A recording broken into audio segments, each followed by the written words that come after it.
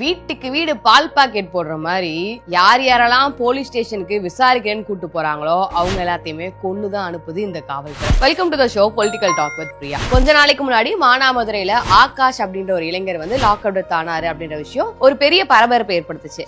இப்போ அந்த ஆகாஷோட வாக்கு மூலம் வெளியில வந்திருக்கு. அதுல அவர் என்ன சொல்லிருக்காருன்னா, என் கண்ணை கட்டி ஃபர்ஸ்ட் என் கால்ல தான் அடிச்சாங்க, அடுத்து என் கணுக்காலுக்கு கீழே பயங்கரமா அடிச்சாங்க, என் முட்டியையும் உடைச்சாங்க. ஆனா நீதிமன்றத்துல ஜட்ஜ் என்கிட்ட கேட்கும் போது நான் கீழே விழுந்துதான் இந்த அடி ஏற்பட்டுச்சு அப்படின்னு என்ன சொல்லி துன்புறுத்தினாங்க. ஈர சாக்க காலுக்கு கீழே போட்டு இரும்பு கம்பியால அடிச்சாங்க. என் கால் உடைஞ்சு ரத்தம் வந்துச்சு. நான் வழியில துடிச்சு போய் கத்துனேன். அப்ப உடனே என் கண்ணை கட்டி என்னை எங்கெங்கயோ கூட்டு போனாங்க. கடைசியா மானாமதுரை அரசு மருத்துவமனையில தான் என்னோட கண்ணை அவிழ்த்து விட்டாங்க.